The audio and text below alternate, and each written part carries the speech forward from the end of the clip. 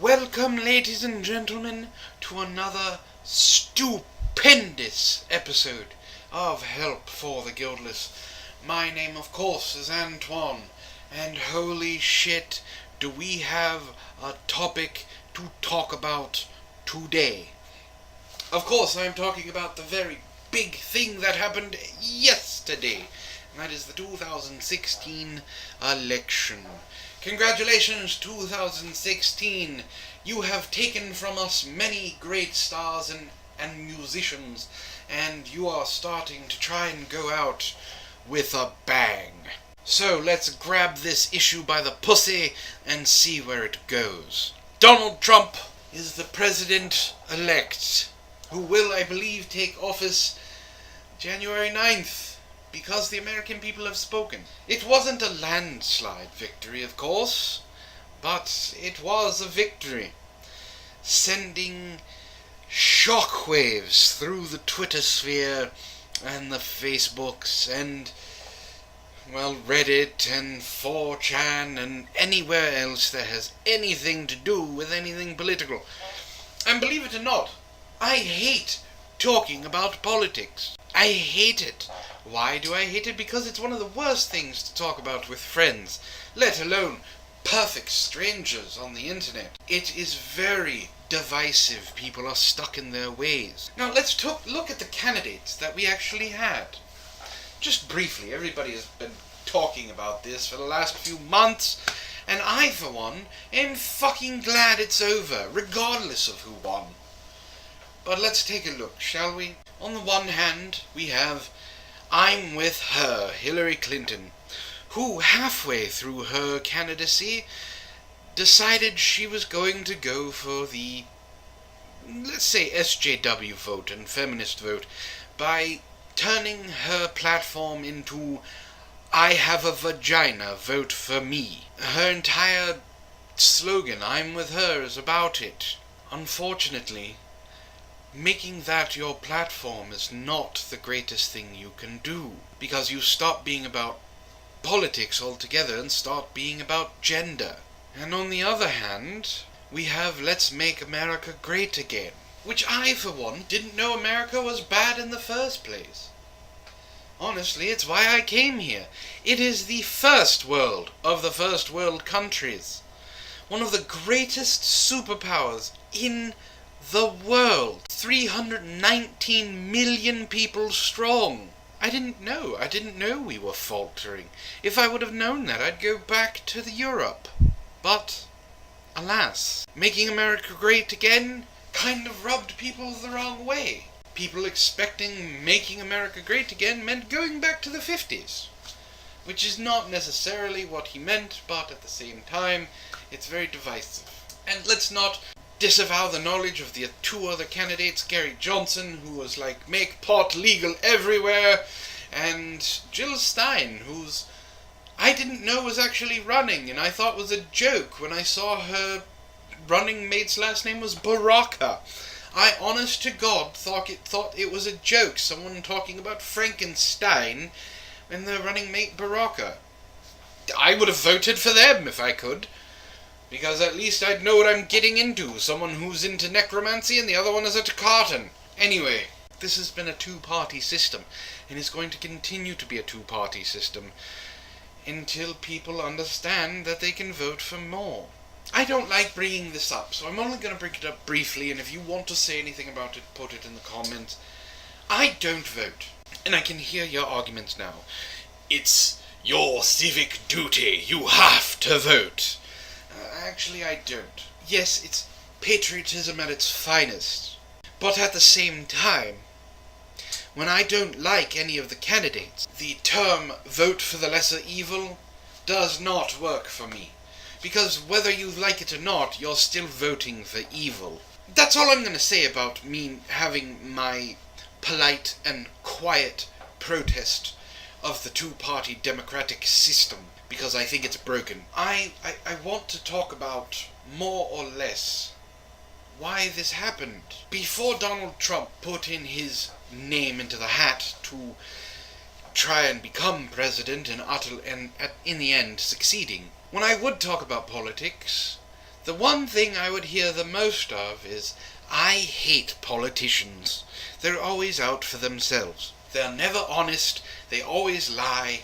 And then I would ask, well, what would you want? "I don't know. Anybody who's not a politician." Well, congratulations, America. You got exactly what you asked for. It may not be the non-politician you wanted, but you definitely asked for it. You see, it's kind of like a bad wish. You didn't quite specify, as an American people, what type of non-politician you wanted. So, Donald Trump took up the mantle. And this presidency, this presidential run stopped being about policies and who's going to be in the White House a long time ago. Let me explain. It stopped being about presidency when people started to say, "I'm going to vote for so-and-so just so the other person doesn't get in." It stopped being about the presidency when the debates turned into more about tearing the other person down and making them look foolish than policies. It stopped being about the presidency when the mainstream media actively chose who they wanted in office, even going so far as to go back 10 years to find an off-color conversation between one of the candidates and a friend to try and slander them. It stopped being about the presidency and started becoming a popularity contest. It stopped being about Hillary Clinton's policies and more about her gender. It stopped being about Donald Trump and what he was saying and more of what people thought of him. It stopped being about the facts and started being about feelings. This was not a presidential run. This was a shit show. This was a train wreck from the start. And who do I have to blame? Well, I know what people are going to say. You didn't vote, so you can't blame anybody but yourself, which is wholly untrue. I'm talking about who do I blame for Donald Trump being elected in. And I know what I'm saying sounds a little odd. I'm not blaming the voters for voting in Donald Trump. As a matter of fact, I'm blaming a certain grouping of people who went out of their way to try and defame him. And I'm not talking about mainstream media. I blame social justice warriors and third-wave feminists. Now, I know it seems like I blame them for everything, but this I blame because of rationality. Now follow me on this. Social justice warriors and third-wave feminists start getting their ideology pushed in the mainstream media for the entirety of people to see, knowing that the majority of this country, I don't want to use the term normal, but let's say are not on the spectrum of LGBTQ plus 2 whatever. And since 18% of women in America, and it's falling, do not identify as feminists, when this stuff gets pushed by the media, people want to have a voice against it.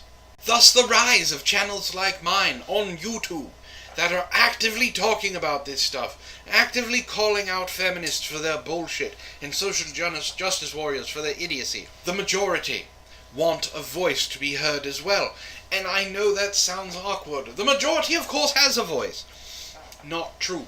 The majority go through their daily life without speaking up, because they feel obligated to let the lesser people talk instead and have their voices heard. And for the most part, the majority sit back quietly and let it happen. Enter Donald Trump, who starts saying what the majority of people want to hear.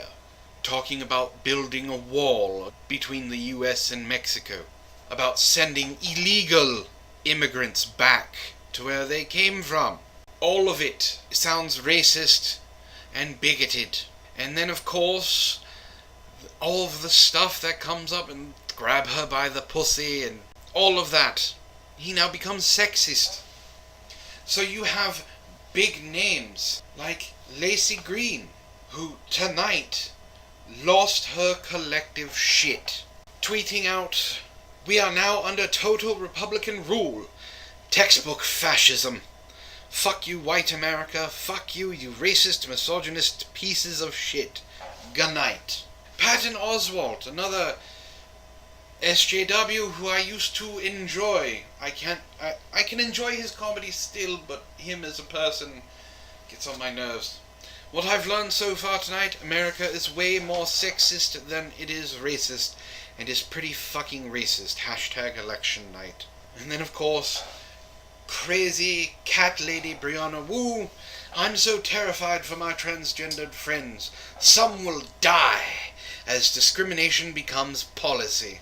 Others will die after Obamacare is repealed." I don't know who Ash is, but LGBT plus people are in danger. People of color are in danger. Muslims are in danger. Immigrants are in danger. Women are in danger. Y'all fucked all of us. The SJWs have lost their minds because the narrative that they have been pushing, the narrative that they have been spinning, the narrative that the feminists have been adding on to, fell apart bit by bit last night. States that usually are blue states were red. Red states were redder. Undecided states voted more for the third parties than they did for Hillary Clinton. SJWs on Twitter and feminists on Twitter losing their collective shit and blaming people voting for third parties, writing in Bernie Sanders. I called this election with my friends when it was 4 candidates, when it was down to Bernie Sanders and Hillary Clinton, or Marco Rubio and Donald Trump. Those 4. I said if it ends up being Hillary Clinton versus Donald Trump is going to win. If it was Bernie Sanders against either of them, he wins. Hillary Clinton against Marco Rubio, Hillary wins. Marco Rubio was not going to win. So what did we get? When you have someone as charismatic as Donald Trump, you get what we got last night. So, I really don't have much more to say on this topic. I do want to say this though. As much as I'd like to agree that this country is doomed, I see it as an awakening. The mainstream media showed us their bias to one candidate and they lost. Now, do we as a people know how bad Trump will be? No, not really. I'm not happy that he won, but I wasn't happy with either candidate, and I don't believe the lesser of two evils argument is valid. He's going to have to watch his P's and Q's for at least the first 100 days of his presidential run, and we as Americans will see the light of another day. I will say the same thing about Trump that I said about Obama. We elected him in as a nation. Now we have to give him a chance to do what he said by making America great again, or fall on his sword. In 4 years, we get to do this all again. So I guess we'll see where we end up. And that's it for me, everyone. This is one of the few times I will talk about politics. So thank you for listening. If you liked what I had to say, hit like, share and subscribe, share the channel. Help it grow. If you didn't like what I had to say, or you want to talk to me about me not voting, let me know in the comments. I will definitely converse with you. You can follow me on Facebook at the Help for the Guildless Facebook page. You can also follow Cole on Twitch, Twitter and Tumblr. All of the relevant links are down below. Thank you for listening. Once again, my name is Antwon. This has been Help for the Guildless, and have a wonderful evening.